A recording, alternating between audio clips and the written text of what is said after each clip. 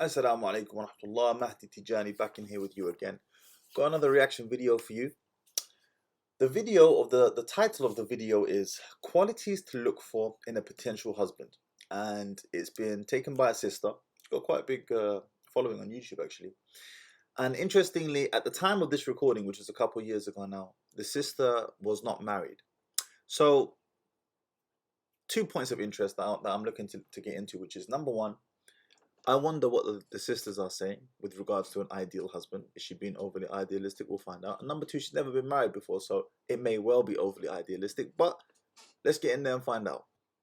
It was reported in Muslim that the Prophet Muhammad sallallahu alaihi wasallam said, "Righteousness is in good character, and wrongdoing is that which wavers in your soul, and which you dislike people finding out about."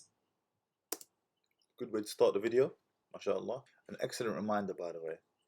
And let's read that again. And wrongdoing is that which wavers in your soul, that which you feel is wrong, and which you dislike for other people to find out about. Well, that's an easy one. If there is something that you're doing and you don't want other people to find out, yeah, you know that you're messing up. You need to check that. Assalamu alaikum wa rahmatullahi ta'ala wa barakatuh. Welcome back to Nafisa's Pearls. I pray that you are all in the best of health and iman. Alhamdulillah, I'm doing fine. Now, in today's video, I wanted to talk about the topic of characteristics to look for in a potential husband. Or if some of you are already married, then I pray that you'll be able to find some of these characteristics in your husband. In which case, thank Allah and may dua for the rest of us that we find the same. Ameen. So if you are interested in the characteristics that I have got listed, then please continue to watch the video. Right, the first characteristic that I think is very important, and I'm not saying first because it's in order of priority, it's just one of the characteristics, is the characteristic of being a strong man. Now, I'm not talking about physical strength only, because yes, the men are the protectors of the women and all of that, we all know in Islam, right? But I am talking about being mentally strong also. A man who knows what he stands for, a man who has a clear vision, a hard-working man. Now, this is really, I think, an important quality to have, because I think a lot of the time us ladies, we're just looking at how much he's earning. If he's earning, a 3-figure salary or whatever, for some of us that's not good enough. It needs to. I hope he's earning more than 3 figures, because 3 figures is maximum £900, £999. But she's right, and I'm glad she's raised that point. That sometimes women just look at what the man's earning and then make a judgment call from there. That's a solid point. Good start. Oh, it needs to be this, it needs to be that. And I think a lot of us overlook the qualities. We're just looking at sort of what's on the surface, right? Because a man who has a vision and is working towards his goal, he could become someone tomorrow. You don't know. Okay, he might not be earning that 50k right now, but you don't know where he's going. And he might even earn that 50k, but he rarely gives you £5 to buy food for the day, right? So just having the money is not the most important thing in my perspective. My perspective is that I think that a man who is strong, a man who knows what he wants, a man who has a vision and works towards it, that is much more of an empowering, characteristic to have, in my opinion.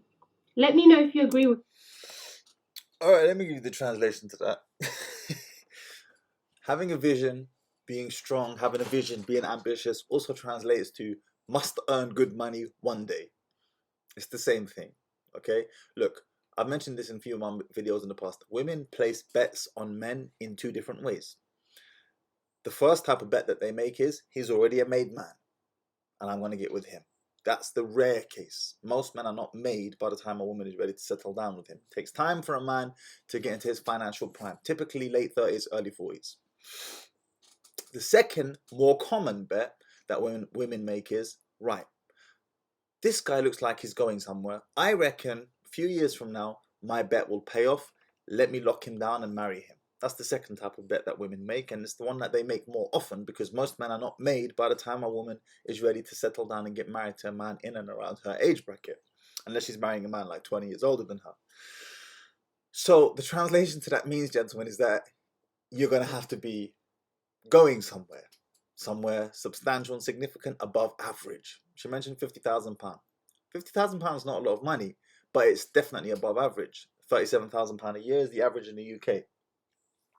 And that was the starting figure that she threw out. So look, you can want what you want, ladies. I've got nothing against you. You can want what you want. And I totally understand, like, you want to be taken care of, right? And I think for the most part, her advice is quite reasonable.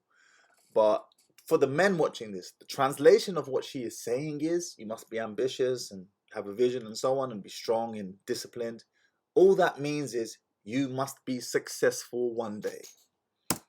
Me or not on this one. The next one is obviously the one that you will hear a lot of people talk about. Married people talk about this. Every wedding that you go to, they talk about this. And this quality is trust. You need someone who is trustworthy, because I've heard a lot of my married friends say, you know, they get a lot of hearsay about their partners and about this, that, and the other. And you really need to be able to trust your partner in order for you to battle a lot of the things that might come your way. And really and truly, how can you spend the rest of your life, because you are sharing a life with this person, or you will be sharing a life with this person that will become your husband. So you need that person to be someone that you can trust. If he's meant to be your protector, and that's how Allah has made it, and you can't even trust him, like, what? Who else are you going to trust? Yeah? So inshallah. Okay, it's interesting that she uses the word trust. And I don't know what she's referring to exactly, because trust to a man is very important. It's so empowering when your woman trusts you. But I mean it in a different way. I mean it in the sense of your woman trusts you to lead the family to a better place. That's the type of trust I'm talking about. But I have a feeling, although I can't confirm it yet, that the type of trust she's referring to is that of fidelity, is that he is loyal to you. Now, of course, as Muslim men, we can't just go around being promiscuous for the sake of it. If you want to open up the conversation of polygyny, you're going to have to do it through the correct means, and you have to make sure that you are capable of even entertaining that discussion first, from a fiscal point of view, from a financial point of view, and an emotional point of view. Mentioned this no, I haven't mentioned it actually on YouTube in the past, but I believe a man should not consider polygyny until after the age of 35. Most men. I really believe that wholeheartedly, that most men should not consider polygyny until minimum the age of 35. I've done polygyny myself. I had 3 wives by 27, and I can tell you a large reason as to why that whole system fell apart was because of my lack of maturity. It takes time for a man to enter his mature prime. But with that aside, I have a feeling she's talking about fidelity when she talks about trust. So, sisters watching, if he's a successful man, the type of man that the sister has just mentioned, a man who's going to be one day earning good money, right? He's much less likely to be loyal just to you. He's probably going to get married again, right? And we show loyalty in different ways, by the way. How a man shows loyalty to a woman is not how a woman shows loyalty to a man. A woman is loyal to a man, and shout out to Myron Gaines from Fresh and Fit. He's the one who highlighted this very well for me. Women are loyal to men through being by protecting her chastity for him and him alone. Men are loyal to women by providing for her financially. But getting married again doesn't make him disloyal, so long as he goes about it the correct way. And by the correct way, so that I can make clarification here, he doesn't need your permission, sisters. Yeah, show me one ayah, one verse, one hadith where that is mentioned. You will find none.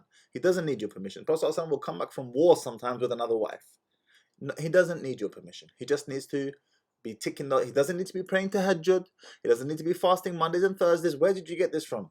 And you know when you say this that you're just trying to make him jump through hoops. You know, even if he did fast Mondays and Thursdays and prayed the whole night long and all the rest of it, you'd still have a problem with it. You're stalling. You're stalling. So understand this. If he's capable of doing it, he's going to do it. Most probably he's going to do it. Period. Okay, it's not great for you, whatever, you don't like it. If he's a good man, he's a good husband, and he's capable of doing it, be patient with it. Because what other choice do you have? You're going to leave? Then what? Then what? You're going to be a single mom, divorced, unhappy, older, be more difficult for you to marry again. I know sisters who have left marriages purely because the husband got married again. It was the main principal reason. She couldn't handle the jealousy. I can't handle the jealousy. Wallahi, that same sister got married again as a second wife. She got married again as a second wife.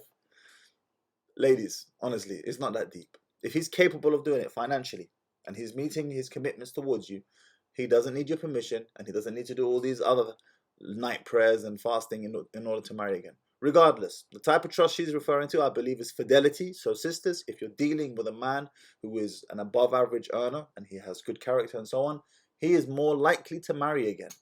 You must understand that. But the type of trust that a man values from a woman is that I trust you, Habibi, to lead us to a better place. That's an empowering type of trust.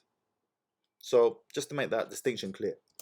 Trustworthiness. And one of the ways in which you can find out whether this man is trustworthy or not is to look at whether or not he keeps to his promises. Is he someone that, when he makes a promise, he fulfills it? If he says, I'm going to do this, does it do it? Or does he then later on come up with excuses? And I'm not saying he fulfills these promises all of the time because, ain't nobody perfect on this earth, right?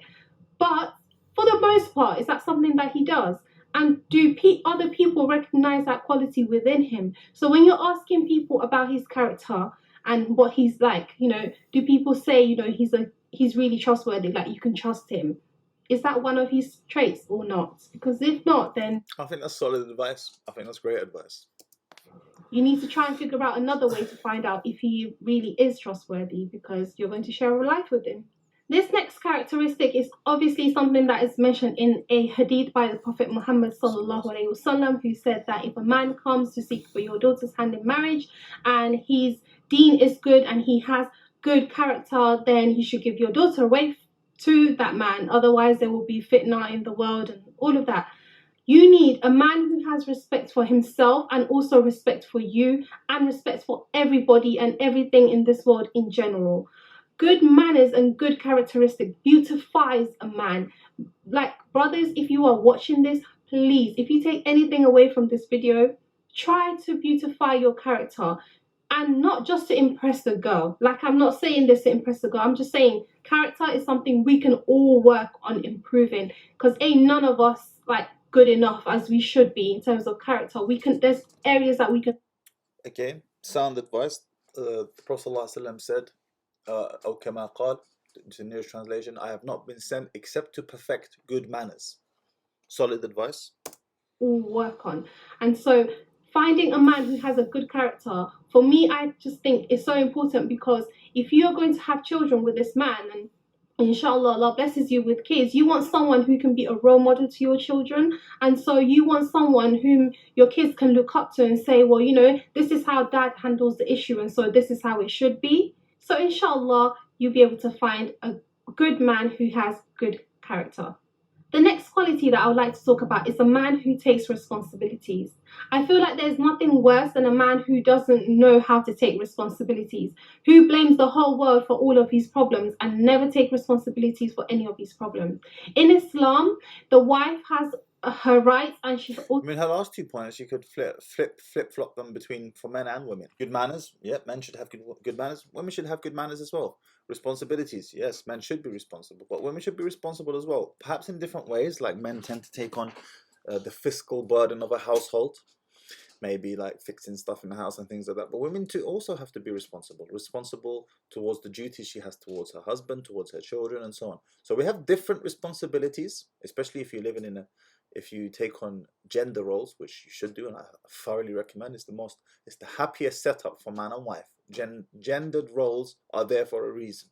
They're there for a reason because we do better at the things we do better at, or I should say at the things that we are molded for, crafted for. I can take care of my kids. I could look after them, but I sure as hell don't like it staying at home all day long with the kids. I don't want to do that. That drives me mad. My wife could go to work and take on the fiscal responsibilities of the household, but she sure as hell doesn't want to, nor would I want her to anyways. So yes, I'm not saying a woman can't do this and a man can't do that. Yeah, you can, but we're crafted to be better in our gendered environments. So as I say, manners, responsibilities swings both ways. Has her responsibilities towards her husband, and her husband also has his rights and his responsibility towards his wife. Now, a person who doesn't know where their responsibilities lie can just get things wrong, and can mess things up. And in Islam, the husband is the leader in the family, right? He is he's the one who, he has a certain level of responsibility. I think she checked herself that she was about to say he has the final say, and she checked that. But you are correct, sister. I don't know if that was the feminism inside you, like pulling you back. I'm not saying you're a feminist, but we have all been infected with feminism, even those who say they're not feminists. But I think she was going to say he has the final say, and she checked that. She stopped herself. Or his wife and his children. And so if you have a man who does not know what his responsibilities are, how is he going to be able to support you? This is what you need to be thinking about. That's why you need a man who is really grounded, and having being responsible is part of that grounded good man that we should all be looking for, inshallah, right? The next quality that I wanted to talk about is a man who prioritizes appropriately. And I think that ties into, knowing what his responsibilities are. A man who knows that, once he gets married, things are going to change. He's not going to be able to stay over at his friends for how many hours on end playing PlayStation, because now he's got a wife and he needs to be there at certain times. He needs to be home. He needs to, go out, work, provide for himself and his family, right? You need a man who understands all of that. And so being able to delegate time and his effort and his money and all the other resources that he has and delegate it accordingly is really important, because you don't want a man who has his priorities in the wrong place. Look, I will say this. Some of you brothers might have seen that and be like, yo, what was she talking about? If I want to go to my friends, I'll go to my friends. What was she chatting about? I will say this, gentlemen. If you're still chilling with your friends, like you're going to the shisha bar and you're playing snooker every other night, and you're behaving like a bachelor. You're still behaving like a bachelor. And I know plenty of men like this. I know of them, I should say. You're conducting yourself like a bachelor. You're still going on boys' holidays, just you and the lads, and it's a frequent occurrence whilst your wife's at home. Listen, big man thing, you need to grow the hell up. You need to grow up. Yeah, that was for your bachelor life. You're a married man now. Seriously. Why do you want to spend time with the man them all day long anyways? Like, after you've had a long day and you're exhausted and tired, you want to come home to the comfort and nurturing of your woman. Not gonna spend more time with the man them. That's boring, man. That's boring. But yeah, you need to grow up and cut out all of this going on holiday with the boys crap. That was for your bachelor life. I'm not saying not to do it every now and again if you so wish to, but for it to be a frequent occurrence like you did when you were a bachelor, and you're going out with the lads frequently like you were when you were a bachelor, grow up, rude boy. Cut this nonsense out. Right? So times when he should be spending with his family, he gives all of it to his friends. And, that's how... And what's the existential fear here for her? Look, he gives all of his resources to his friends. The existential fear is, you're taking away my security. That's the existential fear. And rightly so too. Marriages begin to suffer and deteriorate and end up ending because people have their priorities in the wrong place. The final tip that I would like to talk about is a man who can help you achieve your purpose in this life. Marriage, they say, is very difficult and it comes with lots of challenges. Marriage can last longer than this life if we work and hope for that. What I mean by that is that you have this life partner who really should be helping you get closer to Allah subhanahu wa ta'ala. And so if this partner is able to do that and you're able to help one another, then you can reach Allah together and you can be joined in Jannah to Firdaus together as man and wife. I've got nothing major against her advice, to be honest with you. I think the advice she's given for the most part is pretty sound, albeit basic advice, but foundational nevertheless. Foundational advice that is important and we shouldn't overlook. Obviously, there's a lot more. There's a lot more than that when it comes to looking for a spouse. But she's touched on foundational issues, pillars, which without them, yeah, I mean, some of those, if not all of them, are, if one or more of them is missing, that's a deal breaker. Anyways, let me know what you think in the comments. If you found value in this video, hit the like, hit the subscribe, inshallah, so that the algorithm can push this video out, and I'll catch you guys on the next one. Assalamu alaikum wa rahmatullah.